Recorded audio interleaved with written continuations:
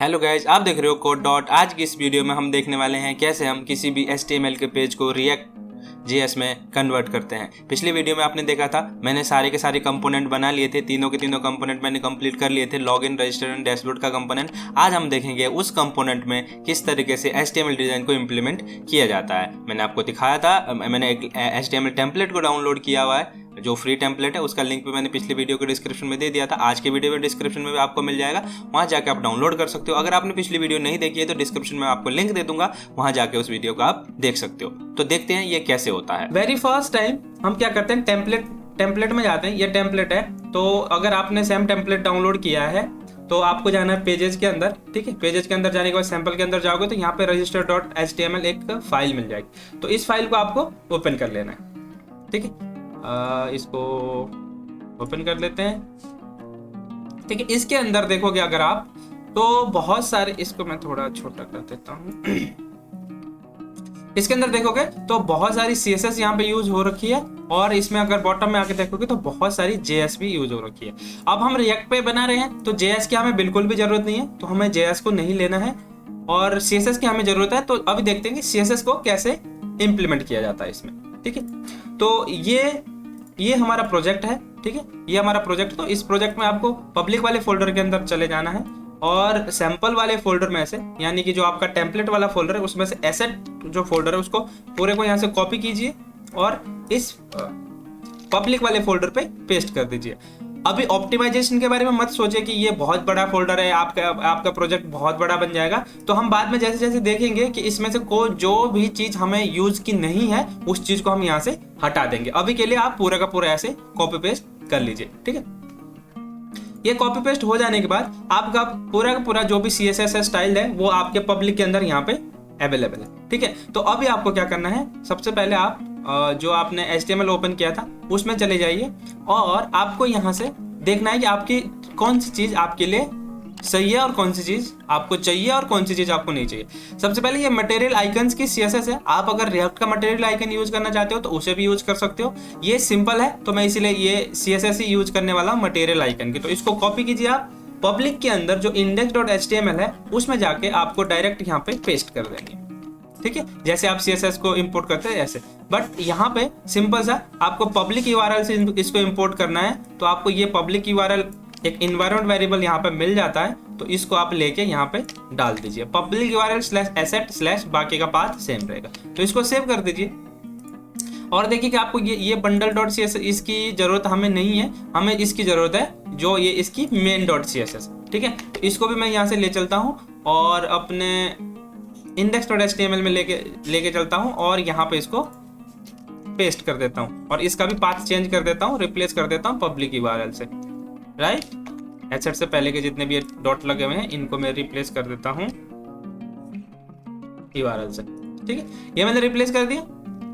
अब मैं इसको सेव करता हूँ। ठीक है, सेव करने पे, और यहाँ पे जब आप रिफ्रेश करोगे, इस ऐप को यहाँ पे रिफ्रेश करोगे तो यहाँ पे आपका कोई एरर नहीं होना चाहिए। और आप अगर देखो तो यहाँ पे इसने पूरा इफेक्ट, जो भी उस थीम का इफेक्ट है, जैसे आप देखोगे ये ब्लैक कलर का जो इफेक्ट है इसने यहाँ पे ऑलरेडी अप्लाई कर दिया, यानी कि हमारा जो CSS है वो बहुत ही बेहतरीन तरीके से इसमें इम्प्लीमेंट हो चुकी है। ठीक है, अब देखते हैं बाकी की चीजें को कैसे इम्प्लीमेंट किया जाता है। तो अब इसमें काम हो चुका है, JS हमें ऐड करनी नहीं है, तो इस index.html को हम यहाँ से बंद कर देते हैं, एसेट को हम बंद कर देते, पब्लिक को हम बंद कर देते हैं, इसकी जरूरत नहीं है। तो अब हमने CSS को इंपोर्ट कर लिया।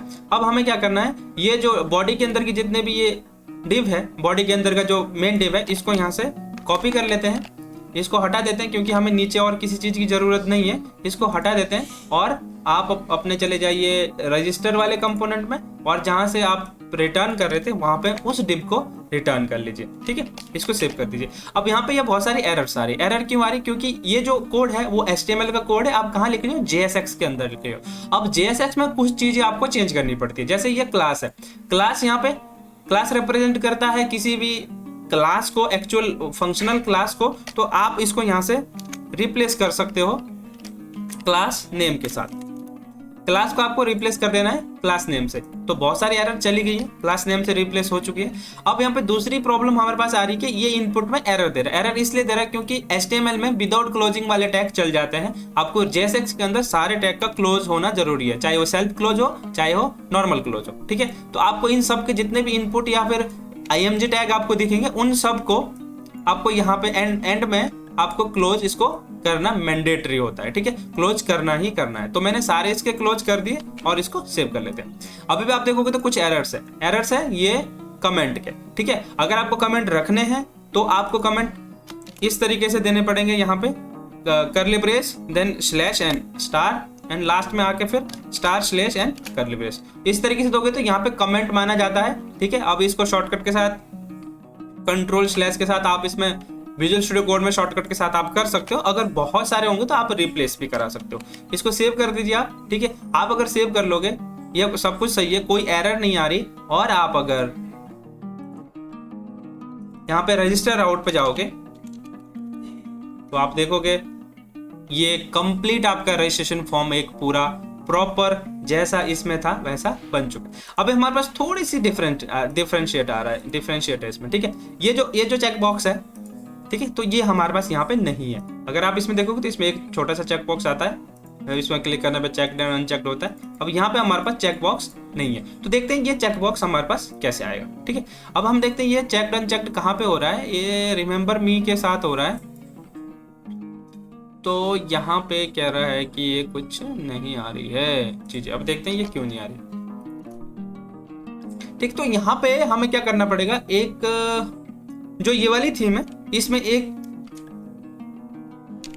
क्लास आती है, एक आइकन आता है जिसका नाम होता है इनपुट हेल्पर, ठीक है। ये डाल देने से आई थिंक हमारा प्रॉब्लम सॉल्व हो जाना चाहिए। हाँ ठीक है, तो हमारा प्रॉब्लम यहाँ पे देखिए सॉल्व हो चुका है, ठीक है। हमारे पास आइकन आ गया, हमारे पास यूजर नेम पासवर्ड और हमारे पास हर चीज यहाँ पे जैसी की तैसी आ गई है, जैसे हमारे पास मेन फाइल में थी सेम डिटो हमारे पास रिएक्ट के अंदर रजिस्टर वाले राउट पे हो चुकी है। अब हम देखते हैं कि लॉगिन पेज को कैसे, अभी हमने रजिस्टर पेज को इंप्लीमेंट कर दिया, अब लॉगिन पेज को कैसे करेंगे। लॉगिन पेज को करने का भी सेम तरीका है। आपको सबसे पहले टेम्पलेट के अंदर चले जाना है, ठीक है। टेम्पलेट के अंदर चले जाइए, सैंपल के अंदर आपको लॉगिन वाले पेज को ओपन कर लेना है अपने एडिटर के अंदर। उसके बाद आपने CSS इंप्लीमेंट कर लिया तो इसको दोबारा करने की जरूरत है नहीं, ठीक है, कुछ नहीं करना है आपको। सिर्फ बॉडी के अंदर से जो भी आपका कंटेनर स्क्रॉल वाला डिप है उसको यहाँ से कॉपी कर लीजिए, इसको बंद कर दीजिए, इसकी यहाँ पे दोबारा जरूरत नहीं पड़ेगी। लॉगिन पेज पे जाइए और इसको पेस्ट कर दीजिए। यहाँ पे भी सेम तरीके से आपको ये सारे क्लास को क्लास नेम से रिप्लेस करना है और जितने भी अनक्लोज टैग है उनको क्लोज करना है, ठीक है। तो मैं जल्दी से कर देता हूं।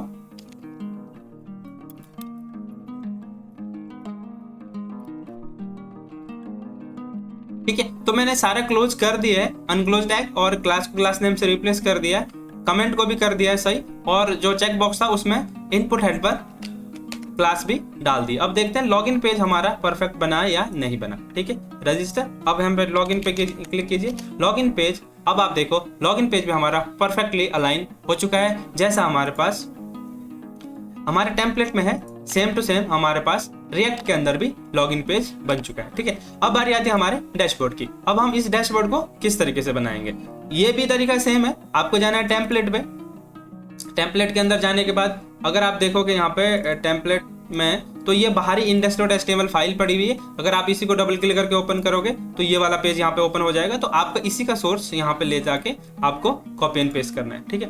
इसको राइट क्लिक कीजिए, इसको एडिटर पे ओपन कर लीजिए, ठीक है। अब CSS वगैरह आपको इंप्लीमेंट करने की जरूरत नहीं है, ये सारे CSS ये किसी की जरूरत नहीं है आपको। जो CSS आपने डाल दिया मटेरियल आइकन और ये style.css बस उतना ही रखना है, बस आपको यहाँ से इस डिव को यहाँ से ले लेना है। बाकी चीजों को अभी छोड़ दीजिए, इसको बाद में देखेंगे।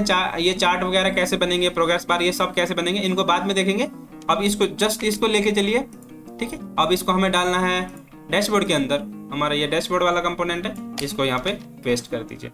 अब यहाँ पे भी सेम टू सेम आपको सारे के सारे जितने भी कमेंट है उसको रिप्लेस करना है और क्लास को क्लास नेम से रिप्लेस करना है, अनक्लोज टैग को क्लोज करना है। तो मुझे 2 मिनट दीजिए, मैं ये सब चीजें करके आपको मिलता हूँ। अगर बीच में कोई चीज मेरे को ऐसे मिलती है जो आपको बतानी चाहिए फिर मैं आपको बताता हूँ।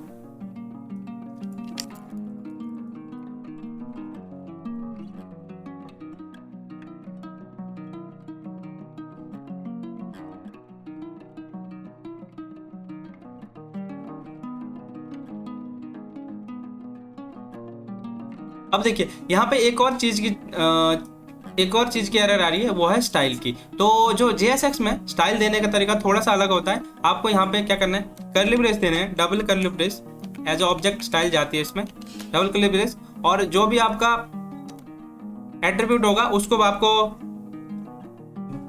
उसको आपको एज अ स्ट्रिंग नहीं देना है, नॉर्मल देना है, और जो भी आपकी वैल्यू होगी उसको एज अ स्ट्रिंग आपको दे देना है, ठीक है। और आप इसको सेव कर सकते हो, तो ये एरर हमारी चली जाएगी। अब ये कुछ और एरर दे रहा है, एरर ये दे रहा है यहाँ पे, ये कह रहा है जितने भी ये वैल्यूज होंगे, ये वैल्यूज आपके नंबर में होने चाहिए, आपने इसको स्ट्रिंग में दे रखा है। तो आप इसको चेंज करके ऐसा नंबर कर दीजिएगा। ये प्रोग्रेस बार का है एक्चुअली, पर प्रोग्रेस बार अभी तो हम लगा नहीं रहे, ठीक है। तो ये आपकी सारी की सारी एरर यहाँ से चली जाएगी, और बाकी फिर जो भी है इनपुट वाली एरर वो मैं सॉल्व करके मिलता हूँ आपसे। तो ये देखिए मैंने इसके सारे के सारे एरर रिमूव कर दीजिए। अब इसमें कोई भी एरर बाकी नहीं है। इसको सेव कीजिए, ठीक है। सेव करने के बाद ये रन हो जाएगा। रन होने के बाद आप अपने डैशबोर्ड के अंदर जाके देख सकते हो। डैशबोर्ड आपने लिखा, ये वाला डैशबोर्ड वाला राउट यहाँ पे परफेक्टली अलाइन हो चुका है। अब आप यहाँ पे देखोगे एक तो लोगो नहीं आ रहा, ऊपर यहाँ पे एक इमेज वगैरह नहीं आ रही, ठीक है। अब इसको आप इंस्पेक्ट करके देखोगे तो कंसोल में कुछ एरर आ रही है, ठीक है। और ये कह रहा है कि लोगो वगैरह नहीं मिली। अब आपको सिंपल क्या करना है, जहाँ पे भी आपने इमेज का SRC है, जहाँ पे भी एसेट हो रहा होगा, उसको ऐसे कॉपी कीजिए, एसेट को /एसेट से रिप्लेस कर देना। जस्ट इतना करने के बाद आपके सारे इमेजेस भी आ जाने चाहिए, ठीक है। ये आपने इमेज को स्लैश किया, रिप्लेस किया, उसके बाद आपने इसको सेव किया। यहाँ पे जाके आपने रिफ्रेश की जरूरत नहीं पड़ी। जैसे आपने देखा तो ये सारे आपके इमेज भी वापस आ चुके हैं, ठीक है। और ये डैशबोर्ड वाला पेज भी लुक लाइक सेम लग रहा है, बट यहाँ पे चार्ट वगैरह है, जो ये चार्ट वगैरह हम बाद में देखेंगे इसको ये कैसे इंटीग्रेट किए जाएंगे, ठीक है। तो हमारा पूरा डैशबोर्ड वाला पेज डिट्टो बन चुका है। लॉगिन वाला पेज भी हमारा बन चुका है, ठीक है। लॉगिन वाला पेज भी हमारा बन चुका है, और रजिस्टर वाला पेज भी हमारा बन चुका है। तो ये थी आज की वीडियो। अगर वीडियो अच्छी लगी तो वीडियो को शेयर कीजिएगा, चैनल को सब्सक्राइब कीजिएगा और हंसते रहिएगा, ठीक है। मैं मिलता हूँ आपको अगले वीडियो में, तब तक के लिए गुड बाय।